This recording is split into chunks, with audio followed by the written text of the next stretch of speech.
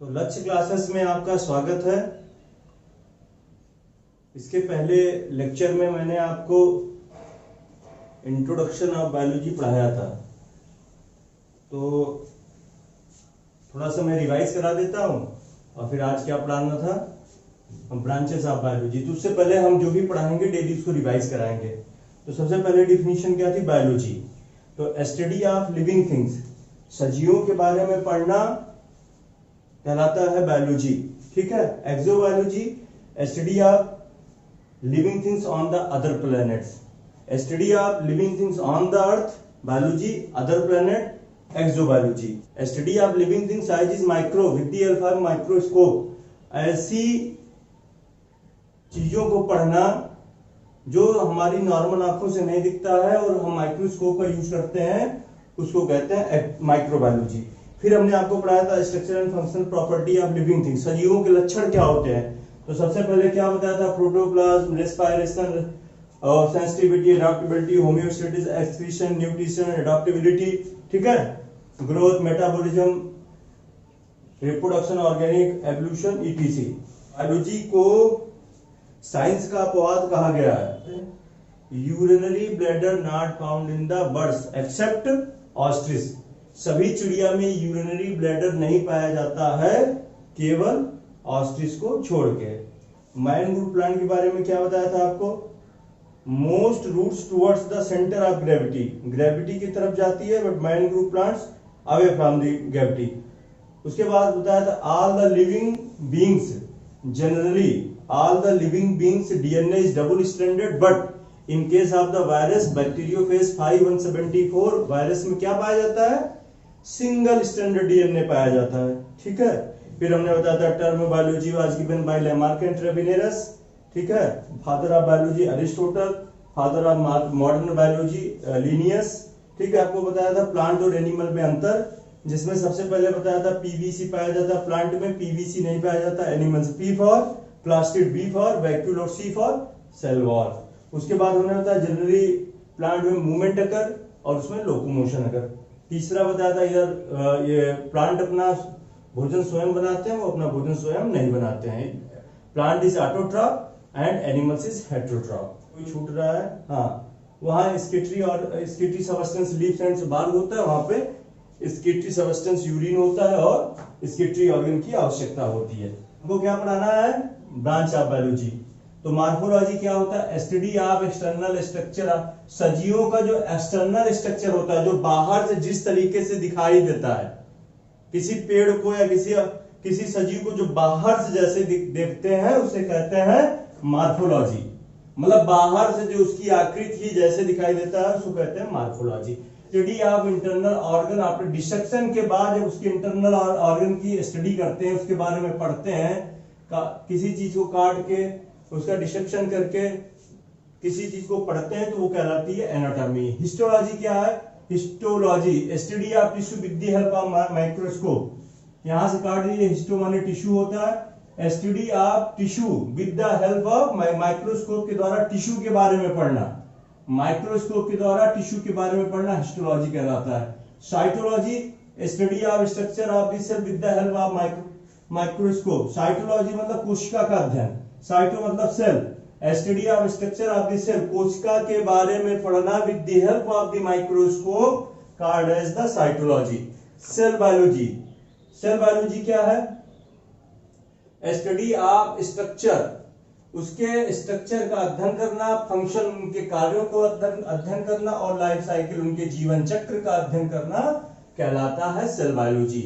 Physiology study of function of internal organ, internal organ समझ ही गए, फंक्शन, जो इंटरनल ऑर्गन का फंक्शन होता है उसको फिजियोलॉजी कहते हैं। जैसे शरीर में किडनी पाया जाता है, किडनी का अध्ययन करना एनाटॉमी कहलाएगा डिसेक्शन के बाद, लेकिन किडनी क्या काम करती है, ठीक, वो फिजियोलॉजी कहलाएगा। मतलब study of function of internal organ, internal organ जो काम करते हैं वो फिजियोलॉजी कहलाता है। ठीक। Embryology study of formation of embryo, embryo का फॉर्मेशन एंड देयर डेवलपमेंट और उनका डेवलपमेंट कहलाता है एम्ब्रियोलॉजी। बात समझ गए? स्टडी ऑफ फॉर्मेशन, एम्ब्रियो का बनना और उनका विकास, विकास मतलब डेवलपमेंट माने विकास, और formation of embryo card the embryology. Genetics क्या होता है? Study of all the character of an organism, किसी भी सजीव के सारे गुण के बारे में पढ़ना, सारे गुण के बारे में करना कहलाता है जेनेटिक्स। किसी भी सजीव के गुणों के बारे में पढ़ना, उसके क्या गुण हैं, ये सब उसके जेनेटिक्स में आते हैं। तो आप समझ गए मार्कोलॉजी, एक्सटर्नल स्ट्रक्चर टिक करिए, external structure, anatomy internal structure with the after dissection, ठीक। हिस्टोलॉजी टिश्यू के बारे में पढ़ना with the help of microscope. Cytology क्या है? Study of structure of the cell, cell के बारे में पढ़ना इलेक्ट्रॉन माइक्रोस्कोप के द्वारा। Cell biology study of structure function and their life cycle. Physiology study of function of the internal organ, internal organ body का क्या काम करता है, क्या उसका फंक्शन होता है, ये कहलाता है physiology. Embryology study of formation of the embryo, embryo का बनना एंड देयर डेवलपमेंट, उनका विकास और एम्ब्रियो का बनना कहलाता है embryology. Genetics study of all the character of the living beings, सभी लक्षणों को पढ़ना है जेनेटिक्स कहलाता है। आप इंट्रोडक्शन ऑफ बायोलॉजी में क्या पढ़ रहे हैं? Branches of the biology. इतनी बात समझ में आई आपको? ठीक है, आगे माइक्रोएनाटॉमी क्या होता है? Study of combined study of tissue and cell, tissue के बारे में पढ़ना और सेल के बारे में पढ़ना माइक्रोएनाटॉमी कहलाता है। Cytogenetics, cytology plus genetics study of transmission of the character eight DNA and DNA और आरएनए लेवल पर अगर ट्रांसमिशन पढ़ते हैं तो कहलाता है साइटोजेनेटिक्स।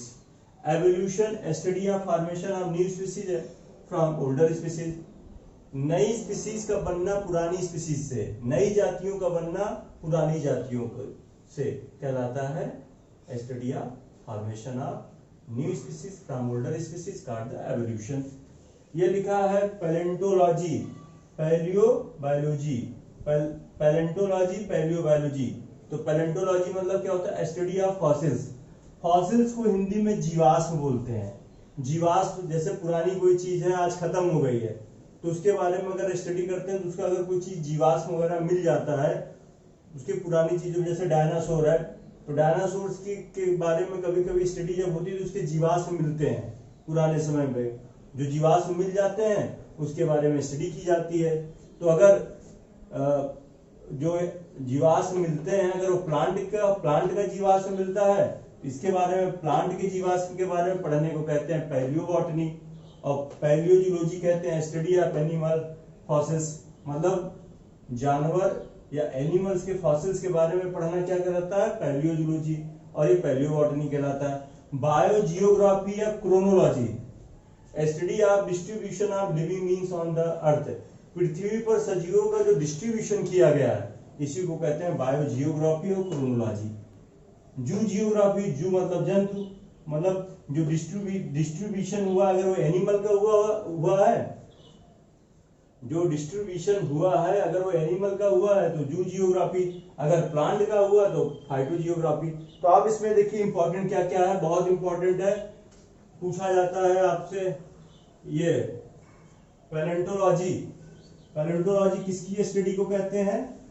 ये नीट बायोलॉजी में पूछा जाता है, जो सीपीएमटी या जो एमबीबीएस की तैयारी करते हैं यहाँ, ये इंपॉर्टेंट क्वेश्चन टिक करिए।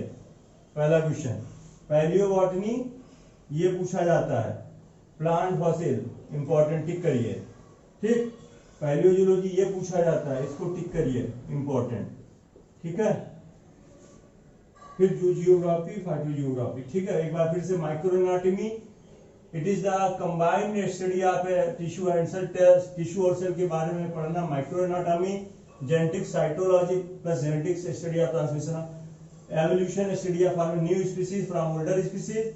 पैलेंटोलॉजी फॉसिल्स के बारे में पढ़ना, palaeology plant fossils, palaeology animal fossils, biogeography distribution of living beings on the earth, और जू मतलब एनिमल, एनिमल के जीवाश्म के बारे में पढ़ना या नहीं, ठीक। जू जियोग्राफी एनिमल्स का डिस्ट्रीब्यूशन, और फाइटोजियोग्राफी प्लांट का डिस्ट्रीब्यूशन, ठीक है। Ecology study of inter relationship between an organism and their environment. Environment मतलब वातावरण, ऑर्गेनिज्म समझ ही रहे हो, तो किसी भी ऑर्गेनिज्म का उसके साथ इन्वायरमेंट के साथ जो संबंध होता है उसे इकोलॉजी कहते हैं। Study of inter relationship between an organism and their environment. मान लीजिए ये कोई सजीव व्यक्ति है, ये मान लीजिए कोई सजीव व्यक्ति है, इससे बगल क्या है, पेड़ पौधे हैं, ठीक, पानी है, ठीक, विंड है, वायु है, ये सब इसके साथ, इस आदमी के साथ या इस जंतु के साथ, इस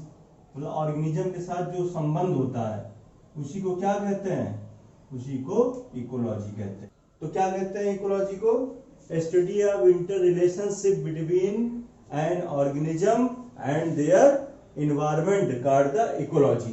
फिर होता है ऑटो इकोलॉजी। ऑटो इकोलॉजी का मतलब ये होता है स्पीसीज इकोलॉजी। अगर स्पीसीज किसी विशेष जाति के साथ जो संबंध होता है उसे इकोलॉजी कहते हैं। ये क्वेश्चन पूछा जाता है, खूब पूछा जाता है। ऑटो इकोलॉजी में अगर आपको स्पीसीज दिख जाएगा तो आप टिक कर दीजिएगा, ये आंसर सही है। Auto ecology, species ecology. साइनोकोलॉजी, community ecology, ये टिक कर दीजिएगा। जहां साइनोकोलॉजी की बात करेगा वहां कम्युनिटी की बात करेंगे, ठीक है। आगे इकोलॉजी के चैप्टर में सब डिटेल्स में पढ़ाएंगे आपको।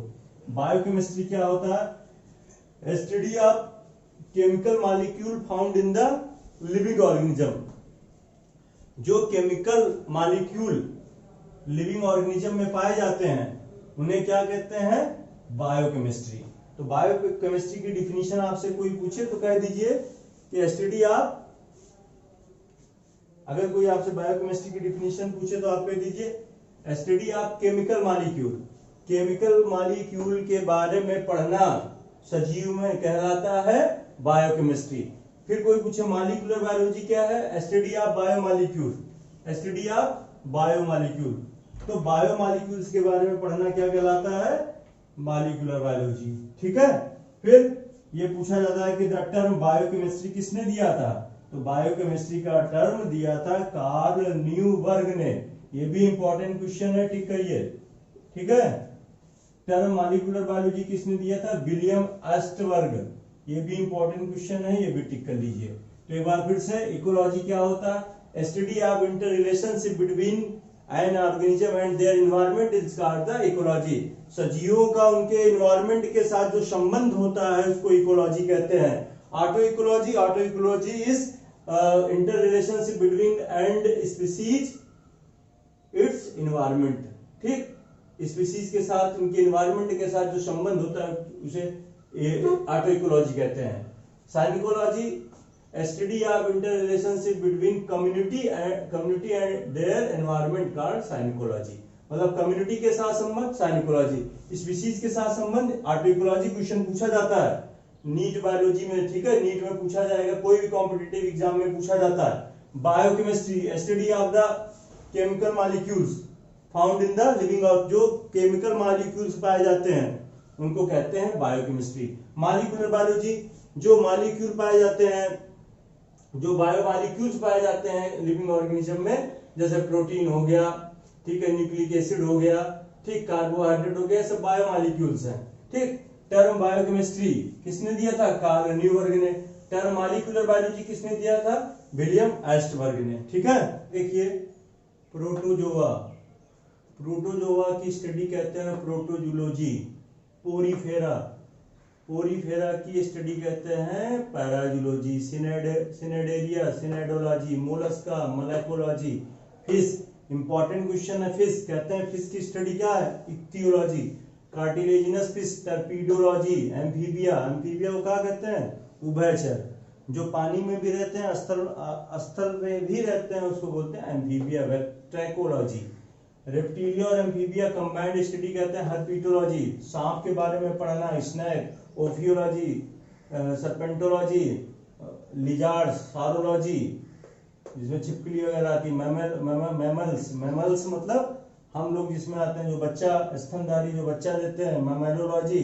थीरियोलॉजी, इंसेक्ट, बहुत important. Entomology, algae, phycology, algology. Fungi, mycology. Mycetology, Bryophyta, moss, bryology, ठीक है। फिर देखिए फर्न, फर्न की study pteridology. Grass, agrostology. Virus, virology. Bacteria, bacteriology. Bone, osteology. Cartilage, cartilage, ये इंपॉर्टेंट है। Bone, osteology, cartilage. Chondrology, heart. Cardiology, brain. Encephalology, kidney. Nephrology, skin. Dermatology, hair. Trichology, blood. Haematology, sperm. Serology, liver. Hepatology, skin. Crinology, blood vessel. Angiology, root. Rhizology, seed. Spermology, seed spermology, pollen grain palynology, fruit pomology, flower anthology, skin disease dermatology, blood disease haematology, study of cancer, cancer की study oncology, ठीक है, study of nervous system neurology, study of immune system immunology. तो देखिए पढ़ाई का यही मतलब नहीं होता है कि आप किसी तरीके से पढ़ लीजिए, डिग्री ले लीजिए और नौकरी मिल जाए, बस आपकी कहानी वहीं तक है, ऐसा नहीं है। पढ़ाई का बहुत मतलब है, पढ़ाई का मतलब होता है कि आपको जीवन जीने का एक तरीका पता चल जाएगा कि हमको लाइफ में कैसे रहना है, समाज में कैसे रहना है, लोगों की कैसे मदद करनी है, सुख दुख में कैसे लोगों का साथ देंगे, पढ़ाई से सब कुछ आ जाएगा। जैसे अभी आपको बीमारी हुई है, मान लीजिए आपकी हड्डी टूट गई है, इस पे प्लास्टर बनना है, आप आए मेडिकल कॉलेज में चले गए, हॉस्पिटल में, अब वहां पे आप टूटी है आपकी हड्डी और आप गए वहां पे किडनी नेफ्रोलॉजी डिपार्टमेंट में जाके लाइन लगाए हैं। 4-5 घंटे बाद जब आप डॉक्टर के पास पहुंचे तो डॉक्टर साहब से कह रहे हैं, डॉक्टर साहब ये मेरा हाथ टूटा हुआ है। तो डॉक्टर साहब क्या कह रहे हैं कि यहाँ कहाँ चले आए, जाओ ऑस्टियोलॉजी डिपार्टमेंट में जाओ, हड्डी वाले डिपार्टमेंट में। तो कहने का मतलब ये पढ़ने से बहुत कुछ सीख जाएंगे, नहीं तो इसी तरीके से आपका टाइम बर्बाद होगा। और कुछ लोग कह रहे थे हमें हिंदी अंग्रेजी में, लोगों का फोन आना शुरू हो गया कि सर हमको हिंदी में पढ़ाया जाए। क्या करोगे हिंदी में पढ़ के? बार बार बता रहे हैं कि आपका एमबीबीएस की पूरी पढ़ाई, बीएससी की पूरी पढ़ाई, बीएससी एग्रीकल्चर की पूरी पढ़ाई, BSc nursing, NM, JNM, MBBS, veterinary science, सब की पढ़ाई अंग्रेजी में होती है। तो आप भी अंग्रेजी में पढ़ने की आदत डालिए। और हम एक चीजों को 20-20 बार बोल रहे हैं, हिंदी में भी बोल रहे हैं, अंग्रेजी में, हम बिल्कुल आपको रटा देंगे। आप प्रेशर रख के पढ़ाई ना करिएगा, मोबाइल को बस खोल के बस देखते रहिएगा। इतनी बार हम बोलते हैं, एक आध बार तो आपको रट ही जाएगा। ठीक है, एक बार फिर से रिवाइज करा देते हैं। प्रोटोजोआ की स्टडी प्रोटोजोलॉजी, पोरीफेरा की पैराजोलॉजी, सिनेडेरिया की सिनेडोलॉजी, ठीक है, Mollusca malacology, fish ichthyology, Amphibia bacteriology, ठीक है, और snake ophiology, lizard saurology, mammals mammalogy, insect entomology, algae phycology, fungi mycology, mycetology और ब्रायोफाइटा को कहते हैं ब्रायोलॉजी। ठीक है, first pteridology, grass agrostology, virus virology, bacteria bacteriology, ठीक है, cartilage chondrology, heart cardiology, brain encephalology, kidney nephrology, skin dermatology, hair trichology, blood haematology, serology, liver hepatology, skin crinology, blood vessels angiology, ठीक है, pollen grain important है, palynology, fruit pomology, flower anthology, skin disease dermatology, blood disease haematology और cancer oncology. आपको दांत खाद खुजली हुआ है, खड़े हुए हैं जाके उसमें मान लीजिए ऑस्टियोलॉजी डिपार्टमेंट में खड़े हैं, खड़े होना चाहिए था डर्मेटोलॉजी डिपार्टमेंट। ठीक है भैया, फिर ध्यान से सुनिए, आप टिक करिए। फिश पूछा जाता है, फिश की स्टडी, एम्फीबिया की स्टडी, ठीक है, स्नैक की स्टडी, मैमल्स की स्टडी, इंसेक्ट की स्टडी, पंजा, इसके बाद ग्रास की स्टडी पूछा जाता है, वायरस की पूछा जाता है, बैक्टीरिया पूछा जाता है, बोन का पूछा जाता है, हार्ट का पूछा जाता है, किडनी का पूछा जाता है, स्किन का पूछा जाता है, ब्लड का पूछा जाता है, सीरम का पूछा जाता है, लीवर का पूछा जाता है, स्कल पूछा जाता है, ठीक है, इधर कैंसर स्टडी ऑन्कोलॉजी पूछा जाता है, डर्मेटोलॉजी पूछा जाता है, पोमोलॉजी पूछा जाता है। ठीक है, तो इतना आपको तैयार हो गया। ठीक, एक बार फिर से, फर्न की स्टडी टेरिडोलॉजी, ग्रास की स्टडी एग्रेस्टोलॉजी, वायरस की स्टडी वायरोलॉजी और बैक्टीरिया बैक्टीरियोलॉजी, ब्लड की हिमेटोलॉजी, ब्रेन की इंसेफेलॉजी, प्रोटोजोआ की प्रोटोजोलॉजी, पोरीफेरा की सिनेडोलॉजी, मोलस्का की मलाइकोलॉजी, ठीक है, लीवर की हिपैटोलॉजी, ब्लड वेसल्स की एंजियोलॉजी, फ्रूट की पोमोलॉजी, फ्लावर की एंथोलॉजी, स्किन डिसीज की डर्मेटोलॉजी, कैंसर की oncology, study of immune system immunology, study of nervous system neurology. तो ये आप बिल्कुल रट लीजिएगा जैसे हमको रटा हुआ है। ठीक है, ब्रांच ऑफ बायोलॉजी में इथोलॉजी क्या होता है, इंपॉर्टेंट पूछा जाता है, स्टडी ऑफ एनिमल बिहेवियर, जानवरों का क्या स्वभाव होता है, बिहेवियर मतलब स्वभाव, जानवरों का क्या स्वभाव होता है, ये इथोलॉजी में आता है। फिर पढ़ते हैं टैक्सीडर्मी क्या होता है, प्रिजर्वेशन ऑफ स्किन, प्रिजर्व करना, स्किन मतलब क्या होता है, इसी चमड़ी को कहते हैं स्किन को प्रिजर्व करना, बाय यूजिंग द केमिकल, मतलब केमिकल के द्वारा स्किन को प्रिजर्व करना, मतलब प्रिजर्व, ये केमिकल यूज करते हैं तो प्रिजर्व कर देते हैं तो काफी दिन तक वो बनी रहती है, उसी को कहते हैं preservation of skin by using chemical. Taxidermy. Pathology क्या होता है, कहते हैं कि पैथोलॉजी सेंटर में चले जाओ, डिसीज का आइडेंटिफिकेशन के लिए, मतलब study of cause, nature, symptoms of disease, कोई बीमारी किसकी वजह से हो रही है, काज ऑफ डिसीज, उसका नेचर, उसका स्वभाव क्या है, उसकी पहचान, उसके सिम्टम्स क्या आते हैं। तो पैथोलॉजी का क्या मतलब, study of cause, nature and symptoms of disease is called the pathology. Aetiology, study of cause of disease, किसी बीमारी का कारण क्या है उसको क्या कहते हैं, इटियोलॉजी। फिर आता है herbarium, preservation of dried plant for the botanical study. Preservation of dried plant for the botanical study, मतलब बॉटनिकल स्टडी, वनस्पति विज्ञान की जानकारी के लिए प्लांट को ड्राइड करके सुखा के रख दिया जाता है, बॉटनिकल वनस्पति विज्ञान की स्टडी, अध्ययन के लिए कहते हैं हार्बेरियम। एग्रीकल्चर क्या होता है, कृषि। एग्रीकल्चर कृषि। कल्टीवेशन मतलब कह सकते हैं जोतना, बुआई करना।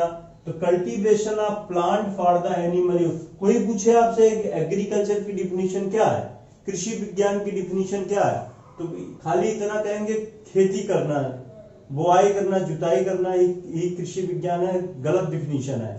Cultivation of the plant for the animal use, मतलब खेती कर रहे हैं हम किसके लिए, जानवर के लिए, जानवरों के लिए जो खेती की जाती है, for the animals called the agriculture. Cultivation for the plant for the animals. Horticulture, ये हॉर्टिकल्चर क्या है, it's branch of the agriculture, ये कृषि विज्ञान की ब्रांच है, in which cultivation of plant for the, जिसमें जुताई बुआई करते हैं प्लांट की एक स्पेसिफिक, एक विशिष्ट पर्पज के लिए। मतलब horticulture it is the branch of the agriculture, कृषि विज्ञान की वह शाखा जिसके अंतर्गत बुआई जुताई की जाती है प्लांट की, जिससे उसका एक स्पेसिफिक पर्पज हो। ये क्या है, आर्बेरिकल्चर क्या है, आर्बेरिकल्चर क्या है कि cultivation for ornamental plant. Ornamental मतलब सजावटी के लिए, मतलब सजावटी के लिए, सजावट के लिए जिस प्लांट का बुआई जुताई करते हैं उसको कहते हैं आर्बोरिकल्चर। आर्बोरिकल्चर, ठीक है। फिर आया ओलिकल्चर, क्या आया, ओलिकल्चर, कल्टीवेशन ऑफ वेजिटेबल। अगर सब्जियों के लिए बुआई जुताई किया जाता है तो वो ओलिकल्चर में आता है। फिर सिल्वीकल्चर, फॉरेस्ट्री क्या होता है, cultivation of timber yielding plant, मतलब ऐसे पौधे लगाना, ऐसे पौधों की खेती करना जिसके द्वारा हमें लकड़ियां प्राप्त होती है, उनको सिल्वीकल्चर बोलते हैं। फिर आया फ्लोरिकल्चर, क्या आया, floriculture, cultivation of flowering plant. Flowering मतलब फ्लावर, फूलों के लिए जिस फ्लोरिकल्चर, फूलों के लिए जो खेती किसानी की जाती है उसको फ्लोरिकल्चर कहते हैं। क्या कहते हैं, फ्लोरिकल्चर। जो आपका बगीचा बन जाता है, बाग लगाते हैं बगीचा बन जाता है। अगर पूछे कोई कि बगीचा किसमें आता है, formation of the garden comes under horticulture, मतलब हॉर्टिकल्चर के अंदर ये आता है, हॉर्टिकल्चर के अंदर बाग आता है। एक बार फिर से रिवाइज करा देते हैं आपको, इटियोलॉजी, फिर एक बार फिर से revision, ethology, study of animal behaviour, जानवरों के बिहेवियर के बारे में जानकारी करने को इथोलॉजी कहते हैं। फिर क्या, taxidermy, preservation of skin by the using chemical का यूज करके स्किन को प्रिजर्व किया जाता है, टैक्सीडर्मी कहलाता है। Pathology, study of cause, nature and symptoms of the disease called the pathology. किसी भी बीमारी का क्या काज है, क्या नेचर है, क्या सिम्टम्स है, पैथोलॉजी। इटियोलॉजी, कोई बीमारी किसके वजह से हो रही है, उसका कारक क्या है, किसी बीमारी का कारक क्या है, कहलाता है इटियोलॉजी। उसके बाद क्या, herbarium, preservation of dried plant kept for the botanical study. अगर पेड़ पौधों को की पत्तियों को सुखा के जब रखा जाता है तो उससे बच्चे अपनी पढ़ाई करते हैं, उसको कहते हैं हार्बेरियम। आप देखे होंगे 6-7 में हार्बेरियम फाइल बनती थी, arboriculture, arbori cultivation of ornamental plant, ornamental plant मतलब सजावटी के लिए आर्बेरिकल्चर, ऑलिकल्चर फॉर द सब्जियों के लिए, सिल्वीकल्चर फॉर द लकड़ियों के लिए, फ्लोरिकल्चर फॉर द फ्लावर के लिए, और गार्डन किसमें आता है, गार्डन आता है हॉर्टिकल्चर में। इसमें इंपॉर्टेंट क्वेश्चन क्या है, पैथोलॉजी पूछते हैं, इथोलॉजी पूछते हैं, एग्रीकल्चर क्या होता है, हॉर्टिकल्चर क्या होता है, आर्बोरिकल्चर क्या होता है, आर्बोरिकल्चर, ओलिकल्चर, सिल्वीकल्चर। ठीक है, इतना समझ में आ गया। नेक्स्ट देखते हैं pharmacology, study of preparation of medicine and their effect on the organism. Medicine मतलब दवाओं का बनाना और उसका क्या इफेक्ट है ऑर्गेनिज्म में, उसको कहते हैं pharmacology. Study of preparation of the medicine and their effect of the organism मतलब फॉर्मेशन ऑफ मेडिसिन, दवाओं का बनाना और किसी जीवों पर उसका क्या इफेक्ट है, उसको कहते हैं pharmacology. Pharmacy, study of chemical composition of the medicine मतलब किसी दवाओं को बनाने में क्या क्या यूज करते हैं, क्या क्या प्रोडक्ट यूज करके दवाएं बनाई जाती हैं, क्या क्या केमिकल कंपोजिशन होते हैं, उसकी स्टडी को फार्मेसी कहते हैं। Biotechnology, study of use of organism and development of the product. ये ऐसी छोटी सी डिफिनीशन है, बायोटेक्नोलॉजी का चैप्टर है, वहां डिटेल्स में बताएंगे। मतलब ऑर्गेनिज्म का यूज करके किसी प्रोडक्ट का बनाना, उसको कहते हैं biotechnology. Discovery of penicillin, question पूछा जाता है कि पेनिसिलिन की खोज किसने की थी, तो फ्लेमिंग साहब ने की। लॉ ऑफ मोशन न्यूटन ने दिया था, discovery of the induced EMF Faraday ने दिया था। तो ये इंपॉर्टेंट क्वेश्चन है, पूछा जाता है। बायोटेक्नोलॉजी की डिफिनेशन लिखने को आती है, फार्मेसी की पूछी जाती है। अब चलिए scope of biology. Scope of biology बहुत बड़ा है, इसको हम यहाँ पे एक डिफाइन नहीं कर पाएंगे, लेकिन स्कोप ऑफ बायोलॉजी की हम एक अलग से क्लास लेंगे, सिर्फ उसमें स्कोप ऑफ बायोलॉजी बताएंगे। पूरी क्लास होगी जिसमें स्कोप ऑफ बायोलॉजी बताएंगे, पूरा डिटेल्स में बताएंगे, किसी दिन उसी की क्लास होगी। अभी जान लीजिए वैसे फिशरीज, फिशरीज मान लीजिए फिशिकल्चर कहते हैं, मत्स्य पालन, मछली पालन। अब बताइए बायोलॉजी वाला ही तो मछली पालन कर सकता है, जो सजीवों के बारे में जानता है, थोड़ा बहुत ड्रग्स के बारे में जानकारी हो जाएगी, सजीवों के लक्षण। तो मतलब कुल मिला के बायोलॉजी में ही बढ़िया है कि अगर आप कुछ मछली पालन खोल सकते हैं। पिगरी, पिगरी मतलब सुअर farm, pig farm. Poultry, poultry तो आज जान ही रहे हैं, पोल्ट्री फार्म जगह जगह पे खुले हुए हैं। पोल्ट्री फार्म, पोल्ट्री की डिफिनीशन होती है birds which are reared for the socio economic purpose called the poultry. Poultry वो होता है ऐसी बर्ड्स, ऐसी चिड़िया जो सोशियो इकोनॉमिक पर्पज के लिए, अपने पैसे कमाने के लिए पाली जाती हैं, उनको पोल्ट्री। अब ये मत समझिएगा कि मुर्गे को, मुर्गी को ही पोल्ट्री कहते हैं। डक भी, डक बतख पाला जाता है, ये पाला जाता है, और भी चिड़िया वगैरह जो पाली जाती है जिससे पैसा मिलता है, वो सब पोल्ट्री के अंदर आता है। और एपीकल्चर, एपीकल्चर शहद के लिए होता है, सेरिकल्चर रेशम के लिए होता है। तो ये आप समझ गए। चलिए आपने देख लिया बायोलॉजी का यूज, तो अब देखिए बायोलॉजी का मिस यूज। पहला क्या है, misuse biology, misuse of the biology. Amniocentesis तो used for the finding the genetical और the chromosomal abnormalities in the body. कहने का मतलब एबनॉर्मलिटीज ऑफ द बॉडी में, शरीर में जेनेटिक लेवल पे या क्रोमोसोमल लेवल पे कौन सी बीमारी है, क्या एबनॉर्मलिटीज है, इसको फाइंड आउट करने के लिए अमीनोसिंथेसिस का यूज किया जाता है। कहने का मतलब आपके क्रोमोसोमल लेवल पर या जेनेटिक लेवल पर आपके अंदर क्या बीमारी है, इसको एमिनोसेंटेसिस के द्वारा चेक किया जाता है।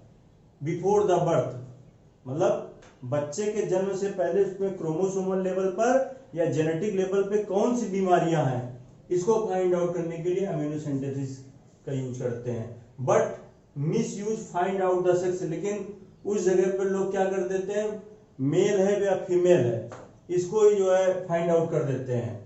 If the bar body present तो फीमेल, अगर बार बॉडी प्रेजेंट है तो फीमेल होगी, और बार बॉडी एब्सेंट तो मेल होगी। और ये कब होता है, 1.5 से 2.5 महीने का अगर प्रेगनेंसी है, 1.5 to 2.5 मंथ की अगर प्रेगनेंसी है, अगर बार बॉडी चेक किया जाता है, बार बॉडी पाया जाता है तो फीमेल होता है, और बार बार डी एब्सेंट होता है तो मेल होता है। ये एक तरीके का क्राइम है कि प्रेगनेंसी से पहले अगर जो है फाइंड आउट करते हैं मेल या फीमेल है तो ये एक तरीके का अपराध है। इसमें लोग क्या करते हैं, बच्चे को अवॉइड कर देते हैं। लड़कियां अगर रहती हैं तो बच्चे को अवॉइड कर देते हैं मेल के चक्कर में, ये बहुत बड़ा अपराध है। तो एक टेक्निक ये भी मिसयूज होता है, अमीनोसेंटेसिस। ऐसे होता है सोनोग्राफी, इसी को कहते हैं अल्ट्रासाउंड। फिर सोनोग्राफी क्या होता है, सोनोग्राफी मतलब अल्ट्रासाउंड का क्या मतलब है, proper growth of the body in the uterus. Uterus के अंदर बच्चे का जो विकास, प्रॉपर डेवलपमेंट होता है वो देखने के लिए यूज करते हैं सोनोग्राफी का। लेकिन इसके भी द्वारा, अल्ट्रासाउंड के द्वारा मेल और फीमेल फाइंड आउट करके एबॉर्शन कर देते हैं, इसीलिए ये भी मिसयूज में जा रहा है सोनोग्राफी। बायो वेपन्स बहुत इंपॉर्टेंट है। आजकल लोग आप सुनते होंगे कि इजराइल के पास ऐसे हैं बायो वेपन्स है जो किसी भी देश पे आक्रमण कर देंगे तो वहां बीमारियां फैल जाएंगी और लोग सब मर जाएंगे, उसको कहते हैं बायो वेपन्स। बताते हैं बायो वेपन्स क्या होता है।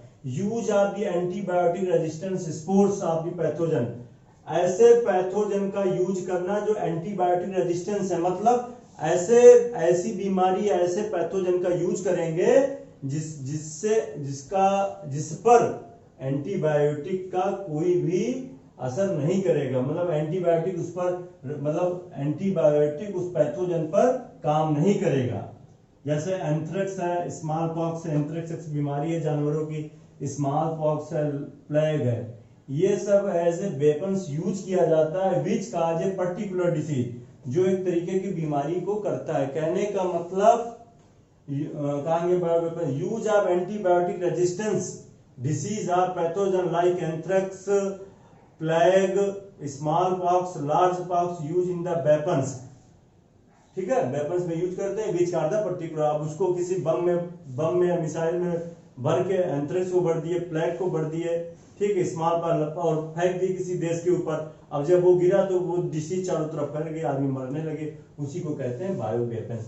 फॉरेंसिक साइंस क्या होती है, use of science for the identification of the criminal, मतलब क्रिमिनल को की आइडेंटिफिकेशन के लिए या क्रिमिनल को पकड़ने के लिए एक जो है टेक्निक का यूज करते हैं, जिसको कहते हैं फॉरेंसिक साइंस। एक वेटरनरी साइंस क्या, साइंस ऑफ द एनिमल, जानवरों के बारे में पढ़ना। वेटरनरी से ही वेटरनरी डॉक्टर बनते हैं, जिसको कहते हैं पशु डॉक्टर, पशु चिकित्सक। मैं भी वेटरनरी डॉक्टर हूँ, पशु चिकित्सक हूँ। अभी हमने कहा बायोलॉजी का यूज में आप क्या पढ़े, पिगरी पढ़े, फिर जो है पोल्ट्री पढ़े, फिर जो है फिशिकल्चर, मतलब कह रहे हैं। तो अगर आपको किसी प्रकार की दिक्कत है, आप मछली पालन करना चाहते हैं या पिग फार्म खोलना चाहते हैं या पोल्ट्री फार्म खोलना चाहते हैं, डक फार्म खोलना चाहते हैं, तो आप हमसे पर्सनली कांटेक्ट कर सकते हैं।